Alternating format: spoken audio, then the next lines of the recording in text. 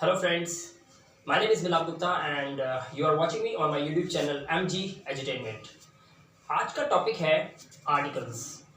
लेकिन दोस्तों मैं इस टॉपिक को शुरू करने से पहले आपको एक बहुत ही इम्पॉर्टेंट बात बताना चाहता हूँ।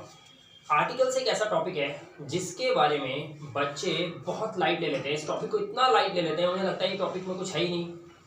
इस टॉपिक के अंदर ए, एन और द आर्टिकल्स होते हैं जिनका यूज़ बच्चे कहीं भी कैसे भी लगा लेते हैं, उन्हें लगता है सब कुछ ठीक है।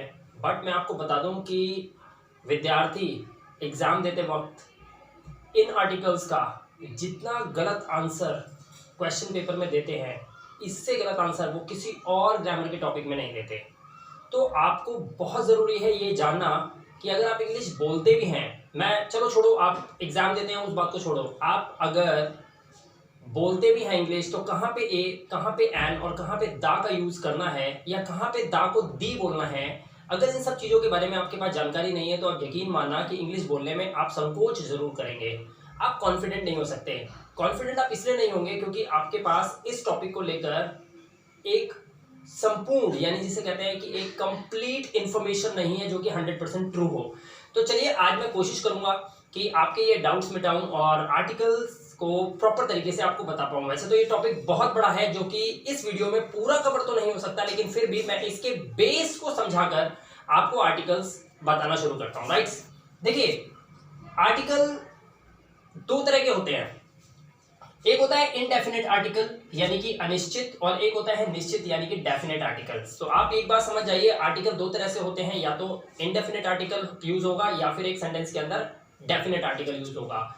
इनडेफिनेट आर्टिकल्स यानी कि अनिश्चित आर्टिकल्स कौन कौन से होते हैं? जहां पर हम ए और एन का यूज करते हैं वो होते हैं अनिश्चित आर्टिकल्स। जहां पर सेंटेंस के अंदर कुछ नाउन अनिश्चित हो वहां पर आप ए और एन का यूज करेंगे, और जहां पर नाउन आपका डेफिनेट होता है वहां पर आप निश्चित यानी कि दा का यूज करते हैं। अब यहाँ पर ये समझना जरूरी है कि ए, एन और दा जो कि आर्टिकल्स ही होते हैं, इनडेफिनेट होगा सेंटेंस के अंदर हमारा नाउन तो हम कैसे पहचानेंगे? अगर हमारे सेंटेंस के अंदर एक डेफिनेट नाउन होगा तो हम कैसे पहचानेंगे? मैं इन सेंटेंसेस के माध्यम से आपको बताऊंगा कि कैसे आप इसकी पहचान कर सकते हैं। राइट, बहुत ईजी है, बड़े ध्यान से देखिएगा। पहला सेंटेंस है आई फाउंड डैश बैग। अब देखिए फाउंड मतलब होता है फाइंड यानी कि फाइंड, फाउंड फाउंड यानी कि पाया, मिला। अब मैं अगर रोड पे चल रहा हूं और मुझे अचानक कहीं पे बैग मिल जाए तो मैं क्या सेंटेंस बोलूंगा? I found a bag. मुझे तो नहीं मालूम था ना कि मुझे बैग कहीं पे पड़ा हुआ मिल जाएगा, तो मुझे तो अचानक मिला ना, यानी कि एक अनिश्चित, ये जो बैग है, ये जो नाउन है, ये अनिश्चित था मेरे लिए, इसीलिए मैं यहां पर यूज करूंगा आई फाउंड अ बैग। मुझे एक बैग मिला। राइट, जब मुझे ये बैग मिला तो जाहिर सी बात है उस बैग को मैंने खोलकर भी देखा होगा।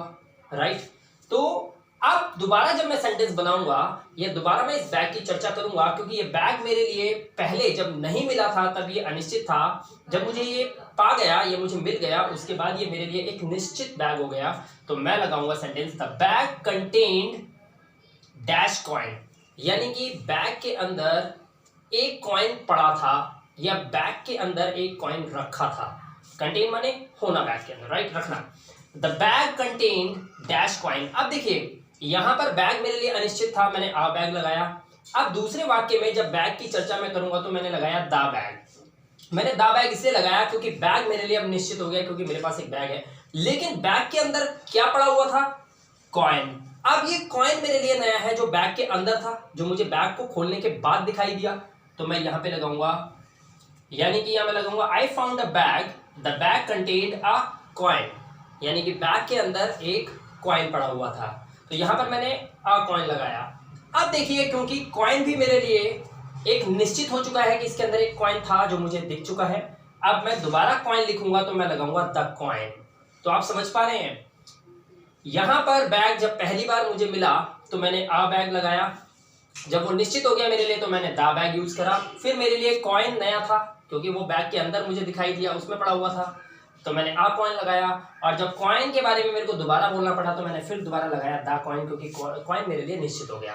तो जब कोई चीज आपके लिए अनिश्चित होती है तो आप एक और एन का यूज करते हैं, और जब कोई चीज आपके लिए निश्चित हो जाती है तो आप दा का यूज करते हैं। तो ये example, I think this is the best example to make you understand that where to use indefinite and where to use definite article, right?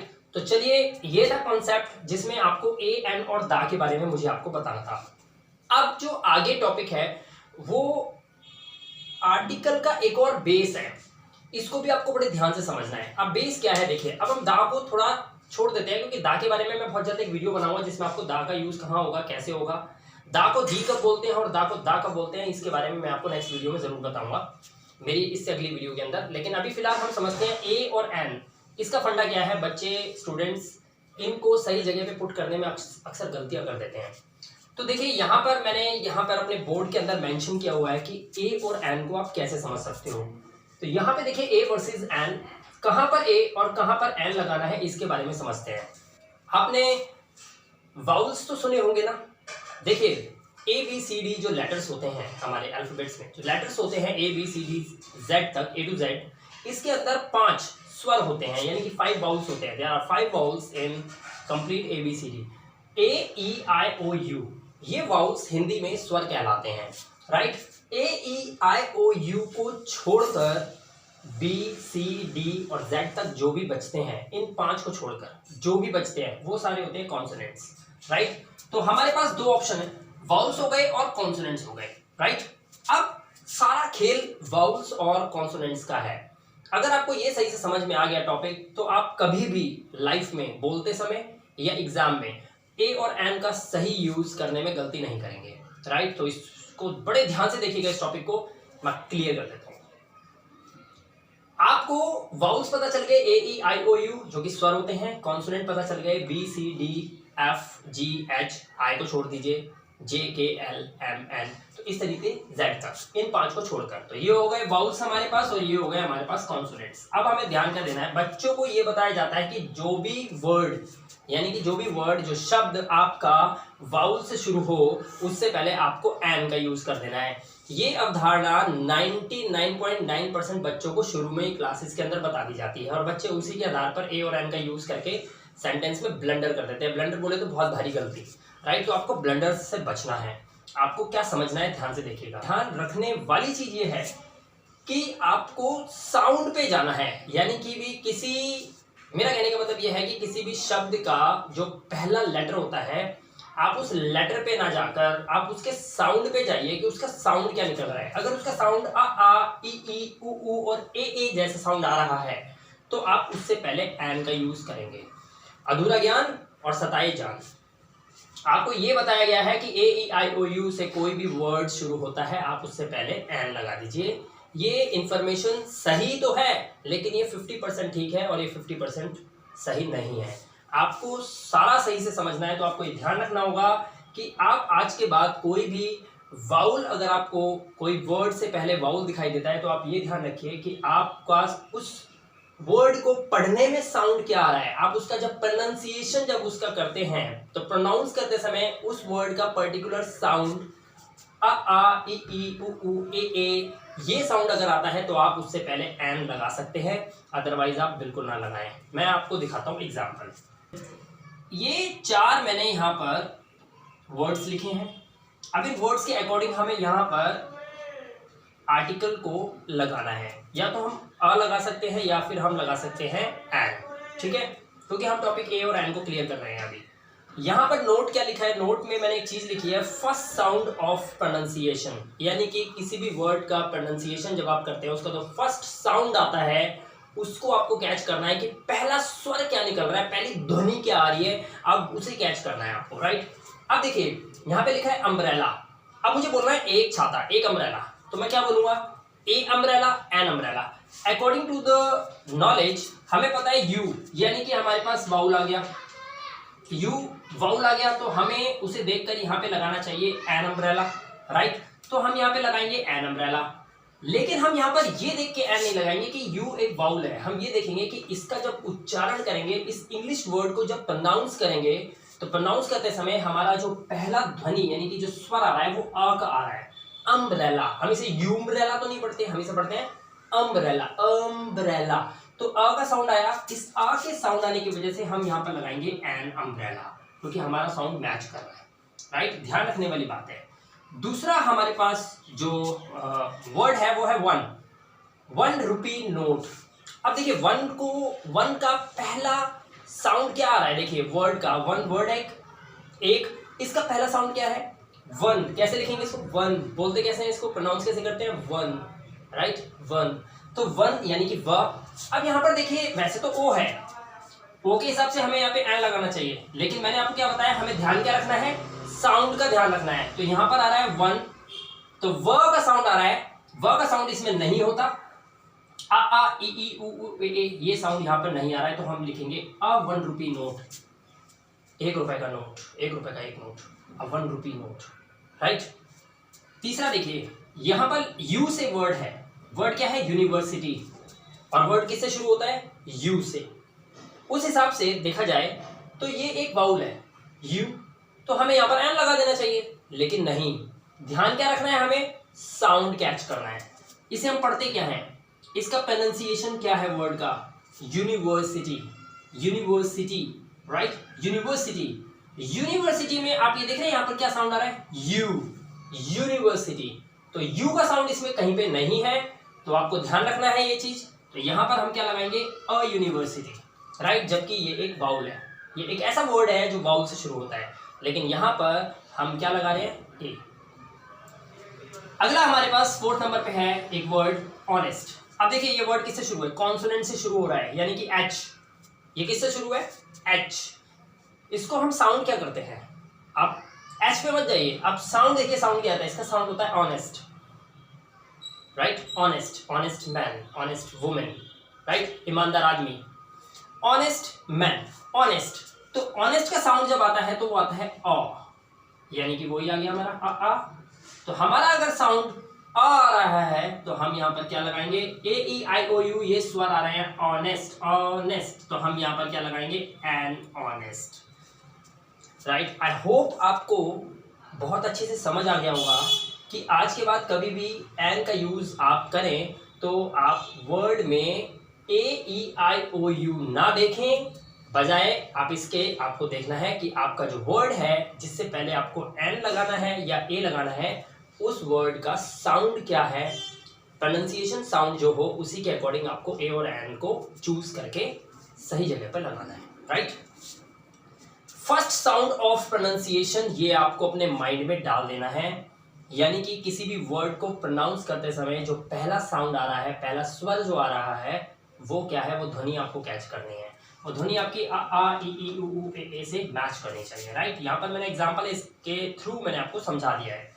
अब कुछ एग्जांपल नीचे भी है, देखिए लिखा है ही is dash MLA, MLA area, her area का एक एमएलए होता है, राइट, एमपी होता है। तो यहाँ पर एमएलए यानी कि मुझे बोलना है वह एक एमएलए है, ही इज। अब यहाँ पर एम आ रहा है, एम के हिसाब से तो ये कॉन्सोनेंट है, हमें यहाँ पर ए लगा देना चाहिए, लेकिन फिर वही बात, मैंने क्या बोला है आपको, ध्यान क्या रखना है, साउंड ध्यान रखना है। तो he is dash M L A, M, M यानी कि क्या साउंड हो रहा है, साउंड हो रहा है M, M L A, M. तो ए का साउंड आ गया, ए का साउंड आ रहा है, तो आप यहाँ पे क्या लगाएंगे, he is an M L A, right. अब यहाँ पर देखिए क्या लिखा है, I lodged dash F I R, मैंने एफ आई आर दर्ज करी, लॉज्ड मतलब क्या होता है, दर्ज करना, कंप्लेंट दर्ज करना, राइट। आई लॉज्ड मैंने दर्ज की एक एफ आई आर, तो एफ आई आर, अब देखिए एफ का साउंड एफ, क्या पढ़ेंगे, एफ, राइट, साउंड आ गया ए का, हम यहाँ पे क्या लगाएंगे, an F I R, I lodged an F I R, right, clear है ना। अब देखिए यू आर डैश एन, अब देखिए एन तो कॉन्सोनेंट है ना, एनसीसी, लेकिन हम इसे साउंड क्या करेंगे, you are dash NCC officer, आप एक एनसीसी ऑफिसर है, तो you are an NCC officer. I hope कि आपको पता होगा, मुझे दोहराने की जरूरत नहीं है। हम एन को साउंड जब करते तो एन, यानी कि हम इस तरह से साउंड करेंगे एन, तो इसीलिए हम यहाँ पर एन का यूज करेंगे। तो सेंटेंस होगा you are an NCC officer, right. तो आपको ये तो क्लियर हो गया होगा ए वर्सेस एन के टॉपिक में कहाँ पर हमें ए और कहाँ पे हमें एन लगाना है, राइट। तो ध्यान क्या रखना है आपको, ध्यान ये नहीं रखना कि वाउल से शुरू होने वाला वर्ड है हमारा, हमें ध्यान ये रखना है कि हमारा वर्ड का जब हम उच्चारण करते हैं यानी कि उसका जब प्रोनाउंस करते हैं तो उसका प्रोनाउंस करने में जो पहली ध्वनि यानी कि जो स्वर हमारा आता है वो क्या आता है उसको कैच करेंगे और उसके अकॉर्डिंग आप यहाँ पर ए और एन का यूज किया जाएगा, राइट। तो इस हिसाब से आप इसको अप्लाई कर सकते हैं। अब देखिए यहाँ पर लिखा हुआ है वर्ड है यूनियन, डैश यूनियन, राइट। तो यूनियन यानी कि यू से शुरू हो रहा है वर्ड हमारा, लेकिन यहाँ पर हम एन नहीं लगाएंगे, हम यहाँ पे लगाएंगे अ यूनियन। अब बताएं हम यहाँ पर आ क्यों लगा रहे हैं अ यूनियन, क्योंकि यूनियन को जब हम बोलते हैं, जब हम प्रोनाउंस करते हैं तो साउंड क्या आ रहा है, सेम वही यूनिवर्सिटी की तरह, यूनियन यूनियन यू, तो इस तरह का साउंड आ रहा है, तो इसलिए हम यहाँ पे क्या लगाएंगे ए। अब यहाँ पे देखिए क्या लिखा है यूनिटी, यहाँ पे क्या था अम्ब्रेला, बट यहाँ पे क्या है यूनिटी यू, तो यहाँ पर यू है एक वाउल है, ये वर्ड एक वाउल से शुरू है, लेकिन फिर भी हम इसका प्रोनाउंस क्या करते हैं यूनिटी, तो हम यहाँ पर लगाएंगे अ यूनिटी, राइट। अब देखिए यहाँ पे क्या लिखा है एसपी, राइट।